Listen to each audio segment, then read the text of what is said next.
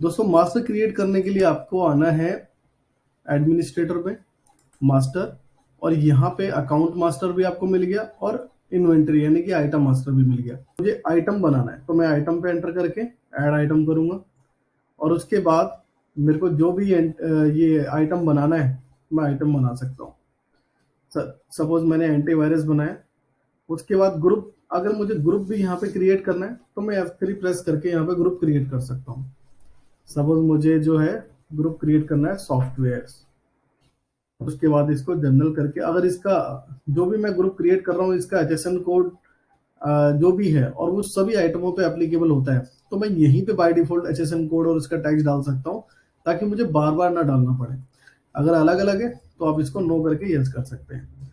अब ये मैं किस यूनिट में बेचता हूँ तो मेरे को पीसेस में सेल करना है। अब इसका ओपनिंग स्टॉक क्या है तो ये भी आप डाल सकते हैं यहाँ पे। सपोज कि जैसे मैंने बताया लेजर में कि आप काफी समय से आपका रनिंग बिजनेस है, लेकिन आज आपने सॉफ्टवेयर बाय किया है या लिया है, तो आज जो भी नेट है आपके पास आप यहाँ पे डाल सकते हैं, क्योंकि आगे से आप क्या है, आप सारी ट्रांजेक्शन आप करेंगे तो जैसे ही आप परचेज करेंगे ऑटोमेटिक जो है आपका स्टॉक ऐड हो जाएगा।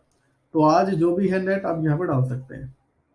उसके बाद टैक्स कितना है इसके ऊपर आप टैक्स डाल सकते हैं। सपोज इस पे 18 है। अब ये जीएसटी है या सर्विसेज है। अब ये जो एंटीवायरस है ये एक तरह से प्रोडक्ट है, क्योंकि इसमें क्या है, एक बॉक्स है, बॉक्स को हम डिलीवर करते हैं तो ये हम लेंगे जीएसटी। अगर ये ऐसा होता कि ये एंटीवायरस एक सर्विस है कि जिसमें हम कुछ भी गुड्स नहीं बेच रहे और आपको डायरेक्टली ऑनलाइन लेके या कुछ ऐसी चीज कर रहे हैं तो सर्विसेज में आएगा। बट ये है, ये क्या है, गुड्स है कि हम उनके डोर तक पहुंचाते हैं। और उसके बाद जो भी HSN कोड है आप यहाँ डालेंगे और जो भी सेल प्राइस है जितने में भी आप बेचना चाहते हैं वो आप यहाँ पे मेंशन करेंगे। और जो भी आपकी खरीद रेट है, खरीद रेट आप इस तरीके से डालेंगे। जो भी इसकी MRP है, सपोज की MRP जितनी भी है मैंने यहाँ मेंशन कर दी है। मिनिमम सेल मतलब कि कम से कम आप कितने का बेच सकते हैं, तो मैंने कम से कम भी प्राइस यहाँ मेंशन कर दिया। और सेल्फ वैल्यूएशन अगर डालनी है, मतलब मेरे को अपने अकॉर्डिंग डालनी है तो मैं अपने अकॉर्डिंग भी डाल सकता हूँ। नहीं तो क्या है कि इसकी वैल्यूएशन इसके परचेज रेट पे जनरेट हो जाएगी।